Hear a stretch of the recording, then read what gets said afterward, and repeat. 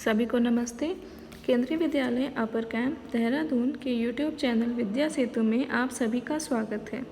कक्षा 3 विषय हिंदी में आज हम नए पाठ की शुरुआत करने जा रहे हैं, जिसका शीर्षक है टिप टिप्पा। अच्छा बच्चों, आप सब मुझे बताइए, रात को सोने से पहले आप सभी को क्या करना अच्छा लगता है? कहानियाँ सुनना अच्छा लगता है ना?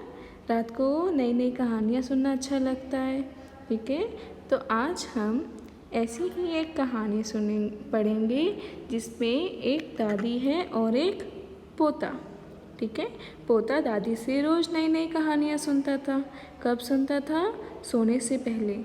ठीक है, और देखते हैं कि एक दिन ऐसा क्या हुआ, ठीक है, कि वो कहानी नहीं सुन पाया। चलो देखते हैं। एक थी बुढ़िया, उसका एक पोता था। पोता रोज़ रात में सोने से पहले दादी से कहानी सुनता। दादी रोज़ उसे तरह तरह की कहानियाँ सुनाती। एक दिन मूसलाधार बारिश हुई। मूसलाधार बारिश का मतलब है बहुत तेज़ बारिश होना, जो बहुत समय से हो रही हो, बहुत देर से हो रही हो। ठीक है, एक दिन मूसलाधार बारिश हुई। ऐसी बारिश पहले कभी नहीं हुई थी। सारा गांव बारिश से परेशान था। बुढ़िया की झोपड़ी में पानी जगह जगह से टपक रहा था, टिप टिप टिप टिप। इस बात से बेखबर पोता दादी की गोद में लेटा कहानी सुनने के लिए मचल रहा था। ठीक है, एक बार की बात है, एक बुढ़िया थी और उसका एक पोता था। पोता रोज़ रात को दादी से नई नई कहानियाँ सुनता था। ठीक है, एक दिन क्या हुआ, एक दिन बहुत तेज़ बारिश हुई। ऐसी बारिश गांव में कभी नहीं हुई थी, ऐसे पहले कभी नहीं हुई थी। इतनी तेज़ बारिश थी कि दादी की झोपड़ी भी टपक रही थी। ठीक है, लेकिन जो पोता था उसको तो पता ही नहीं था कि ये क्या हो रहा है ना। वो दादी को परेशान कर रहा था, वो मचल रहा था कि मुझे कहानी सुनाओ। बुढ़िया खींचकर बोली, अरे बचुआ, का कहानी सुनाए? ए टिप टिप्पा से जान बचे तब ना। तो दादी तो बहुत परेशान हो गई कि पोता बहुत परेशान कर रहा है कहानी के लिए। तो उन्होंने कहा, अरे बेटा, क्या कहानी सुनाऊं? इस टिप टिप्पा से जान बचे तभी तो सुनाऊं ना। तो पोता उठकर बैठ गया। उसने पूछा, दादी, कि टिप टिप्पा कौन है? अब बच्चे को तो नहीं पता था। वो कहता, ये टिप टिप्पा कौन है? टिप टिप्पा क्या शेर बाघ से भी बड़ा होता है? तो दादी ने छत से टपकते हुए पानी की तरफ देखकर बोली, हाँ बचवा, ना शेर के डर ना बाघ वाते डर, डरता डर टिप टिप्पा के डर। ठीक है, तो दादी ने जब उनके पोते ने पूछा कि ये टिप टिप्पा क्या होता है, क्या ये शेर और बाघ से भी बड़ा होता है? तो दादी ने छत की तरफ, जो पानी छत से पानी टपक रहा था उसकी तरफ देखकर बोला, हाँ बेटा, शेर से भी इतना नहीं डर लगता, बाघ से भी इतना डर नहीं लगता जितना इस टिप टिप्पा से लगता है। ठीक है, आपको समझ आया?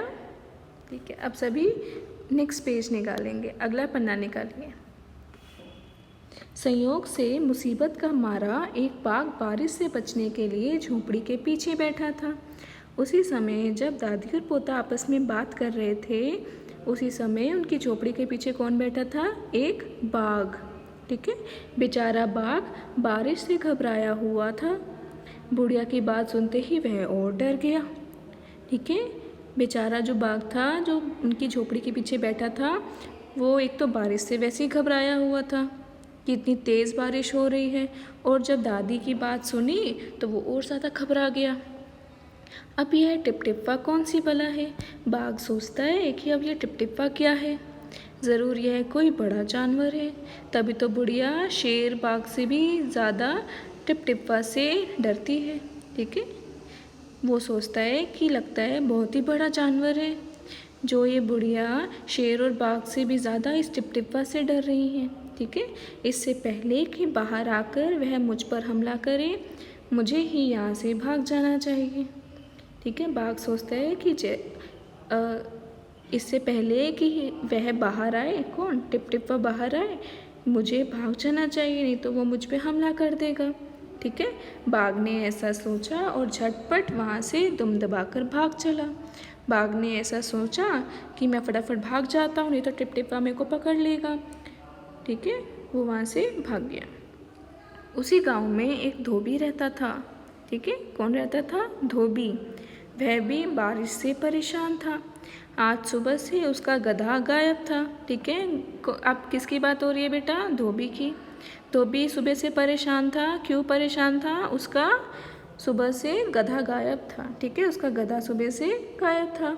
सारा दिन वह बारिश में भीगता रहा और जगह जगह गधे को ढूंढता रहा, लेकिन वह कहीं नहीं मिला। ठीक है।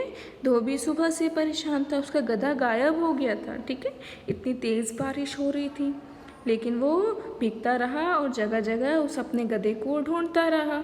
धोबी की पत्नी बोली, जाकर गांव के पंडित जी से क्यों नहीं पूछते? वे बड़े ज्ञानी हैं, आगे पीछे सबके हाल की उन्हें खबर रहती है। तो धोबी की पत्नी ने बोला कि ऐसे करो, तुम्हें मिल नहीं रहा है, तुम पंडित जी के पास जाओ, जो गांव के पंडित जी हैं उनसे पूछो, वो बहुत ज्ञानी हैं, उन्हें सबके बारे में सब पता रहता है। तुम उनसे पूछो कि हमारा गधा कहाँ गया। ठीक है। अच्छा बच्चों, आप आज हमने जहाँ तक ये पाठ पढ़ा, आप लोगों को अच्छा लगा? ठीक है। आप सभी इसे घर में दोहराएंगे और आगे का पाठ हम अगली कक्षा में पूरा करेंगे। ठीक है। आप सभी को धन्यवाद। देखने के बाद अपना नाम, कक्षा व कक्षा विभाग कमेंट बॉक्स में ज़रूर लिखें। धन्यवाद।